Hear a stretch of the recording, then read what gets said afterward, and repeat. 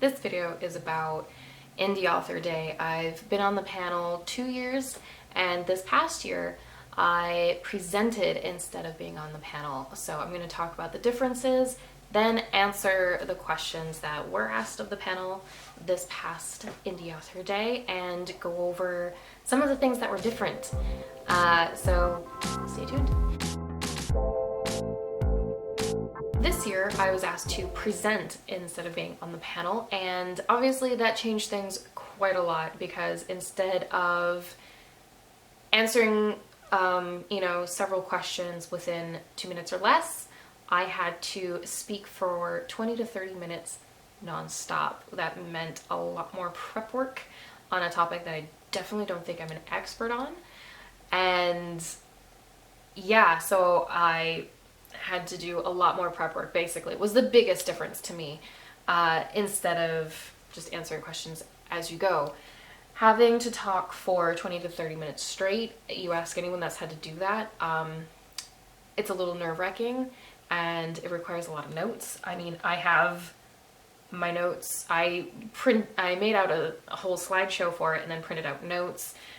Made sure I knew what to say with which slide, and even 10 minutes before we were about to begin, I was making extra notes and making sure I was really prepared. I'm a very nervous public speaker, but I push myself to do it because that's part of being an author, hopefully.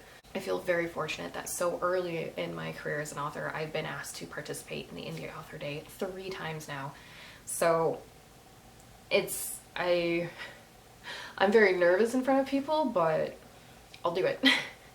And I'm excited to do it. The fear can just, go do something to itself.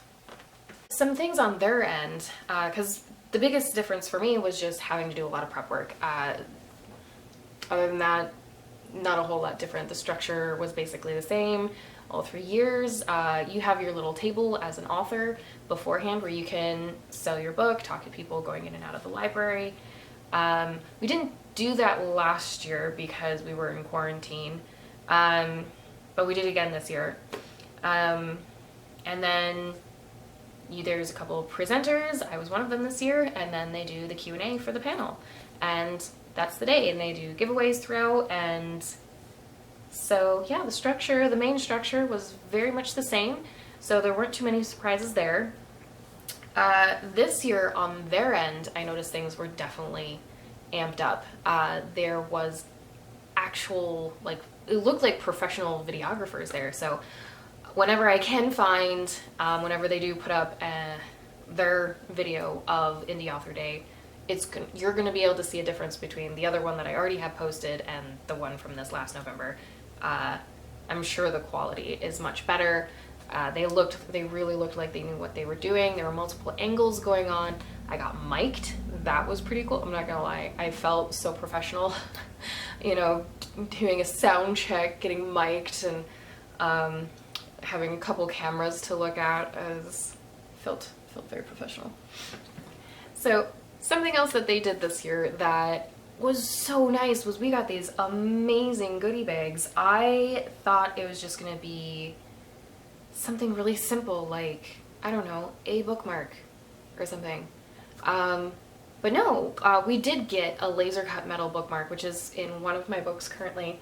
And it's so beautiful. And we got this journal, which is a gorgeous, folds over. If you want a closer look at this stuff, it's stuff that I have in my writer's bag, so you can watch that video if you choose. It came with tabs and a cool, stylus and thin pen.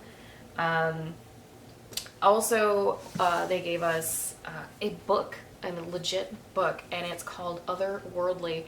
And I thought this was a perfect gift for authors because it's different words from different languages and what they mean. And that's something that I think is so beautiful about learning languages is they have words for concepts that we maybe don't. Let's see if I can find one that I can pronounce. Let's give this one a try. This is Welsh. So good luck to my mouth here. Hireth, a homesickness for a home to which you cannot return, a home which maybe never was, the nostalgia, the yearning, the grief for the lost places of your past. So that's a feeling that maybe, you know, you felt, but you didn't really have a concrete way of conveying it, and this book has it right there. So I thought this was an amazing gift. The library really upped their game this year all around. It was amazing. So I'm now going to dive into the notes. They don't have the video posted yet of the actual indie author panel, but I'm going to go off of my notes because I did take notes while I was there in my very professional looking giant folder. So what was the most surprising thing about it was either being an author or releasing your book. And for me, this has always been the same, and that is how much you do have to protect your intellectual property. That was something I didn't think would be an issue because I'm just a self-published author. Who cares? But there are people that will reach out to you about basically asking, they pose as asking for your book for free, and then they'll give you a review, and then you never hear back from them. So that's been the most surprising thing to me is the fact that you actually have to defend your intellectual property. So I don't do anything until I have the copyright. I send out beta, for the beta readers to people that I trust and I know aren't gonna just steal what I send them. And other than that, no one gets to see it until I have legal rights to my own work. Do you have a particular audience that you're trying to reach, and how do you try to reach them?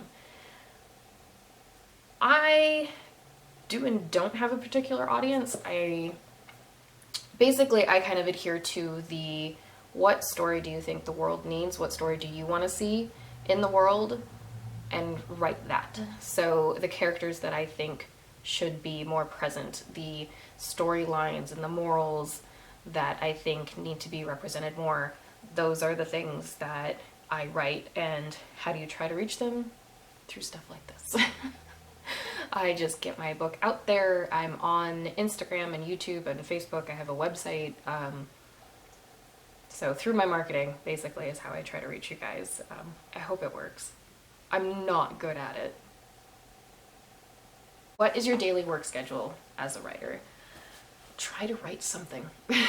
Basically, every day I try to do something that furthers my life as an author, something that progresses my book in a good way, in a quality way, even if that's just going through the last several pages and editing it, or spending a day like this filming. Do you research your subject? How? And if not, why not? I definitely research. I think you need to research, personally, even if it's just things like, really general things like the psychology of certain events, how people respond to certain kinds of emotions and parenting styles, or how does a person respond to traumatic events and things like that. Cinema Therapy is a channel that does this kind of stuff really well.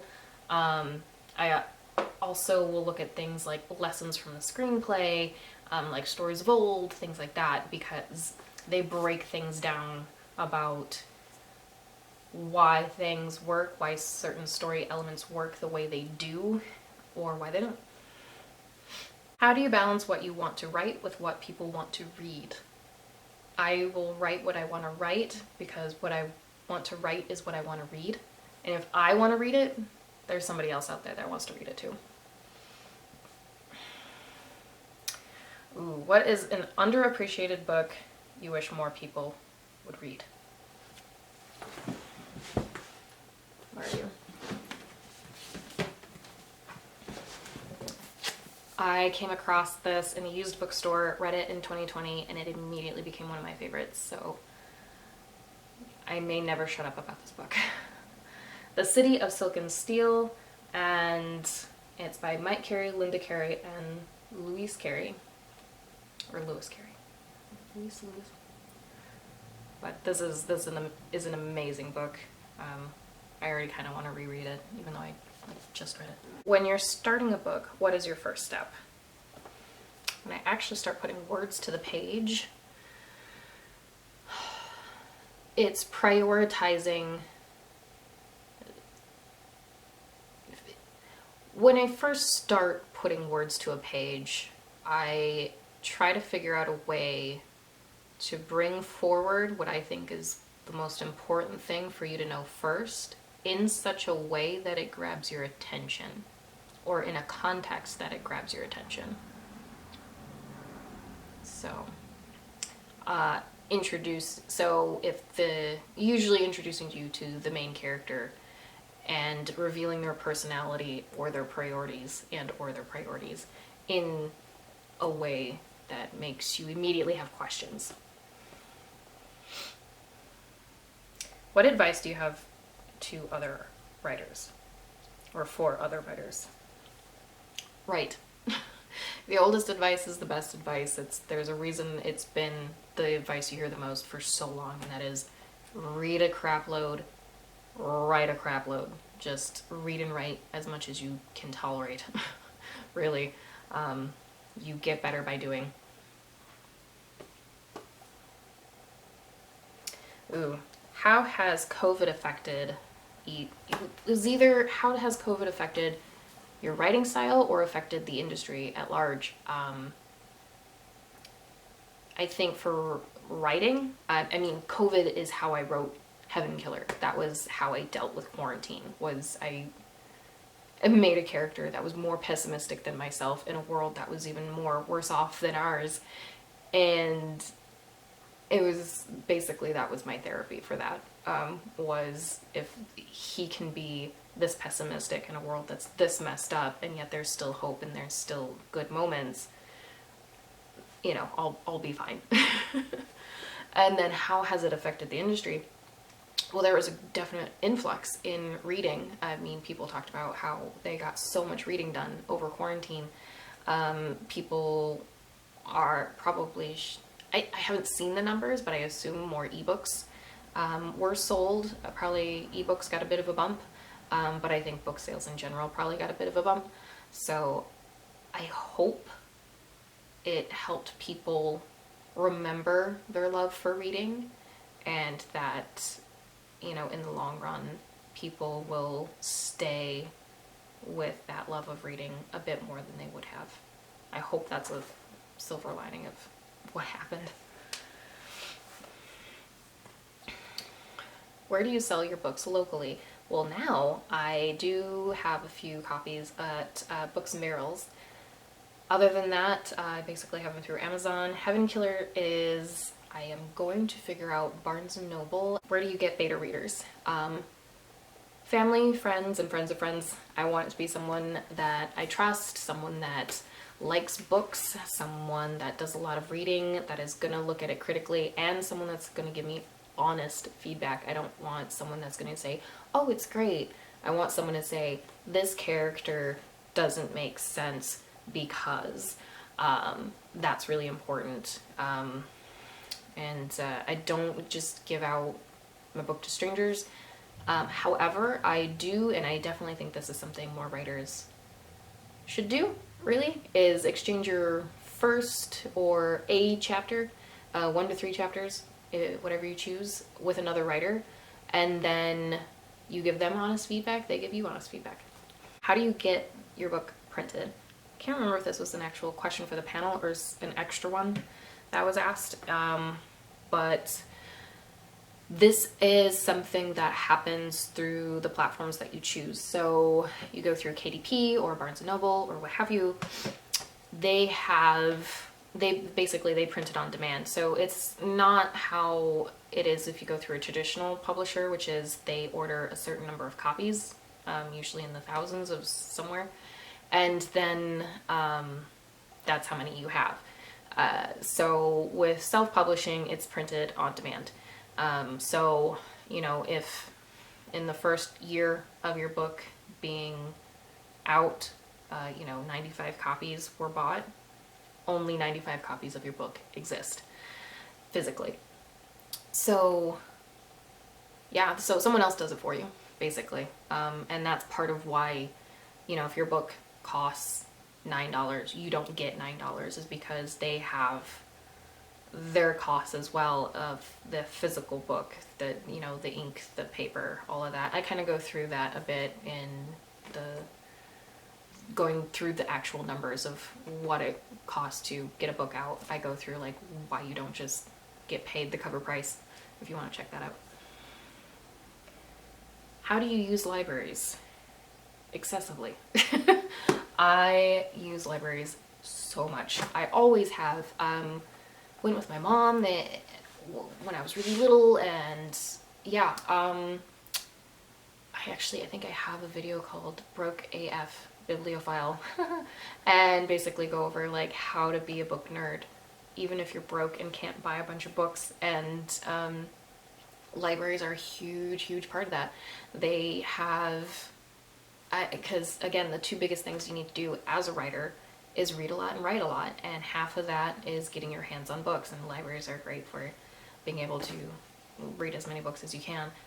And I actually, for a bit there, I chose not to have internet at my home, and so I used the internet at work if I was there, and if you know, I wasn't working and I wanted to, you know, use the internet recreationally, I would go to the library with my headphones.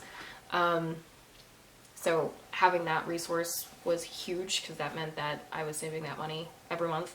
I didn't have to pay for internet. And the events are so much fun. Movie screenings, that's something that was really fun. I got to see, I think it was called Age of Adeline. That was really cool. It was a fun time. And yeah, having a place where you can go have community, even to a point, and you're not expected or required to spend money, is so nice. So I have used libraries excessively over the years, and then the biggest thing, probably the most impactful thing, even with all of the books over my, you know, 30 some years now of life that I have checked out of the library, the biggest advantage I think I've had is Christian. At the library that is my local library now, you know, having that writer's workshop has been endlessly helpful. And the fact that she basically, I mean, she did edit Heaven Killer for free. Well, you know, and it's having those kind of resources is so helpful. You know, I still obviously got the book professionally edited, but you know, when you have it edited and you've been able to talk to someone over months and get feedback and then make the changes and go and have multiple back and forths instead of paying money for a back and forth maybe once, twice if you get lucky, that's indisposable, really. So excessively is the short answer of that. So thank you so much for watching. Authors could really use your support. Honest reviews on your preferred platform, whatever those are, is one of the best things you can do for independent artists of any kind. If you want to, you can buy my book, Blood Fiercely Defended. Heaven Killer is going to be out so soon. So you can check out the first 3 chapters of those on my website for free, so you can try before you buy if you choose to. And watching this video, liking this video, subscribing, ringing the bell so you don't miss this journey that we are going on together. We're just getting started. All wildly appreciated. Thank you so much, and I will see you in the next video. Bye.